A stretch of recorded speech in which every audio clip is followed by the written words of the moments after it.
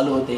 एक दिवस हाताची बोटं छाटायची, एक दिवस पायाची बोटं छाटायची, एक दिवस डोळे काढायचे, एक दिवस कान काढायचे, एक दिवस जीभ छाटायची. आणि संभाजी महाराजांचे सगळे अवयव कापून पूर्ण झाल्यावर संभाजीराजांचे पायापासून मुंडक्यापर्यंत कुऱ्हाडीने तुकडे करण्यात आले.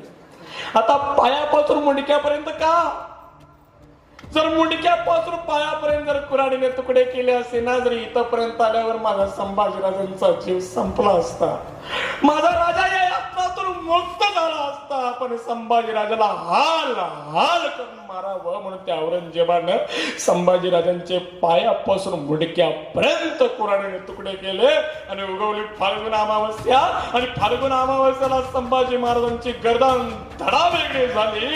आणि 40 दिवस माझ्या राजाचा होणारा यातनांचा कल्लोळ शांत झाला. धर्मवीर संभाजी महाराज धर्मासाठी बलिदान गेले.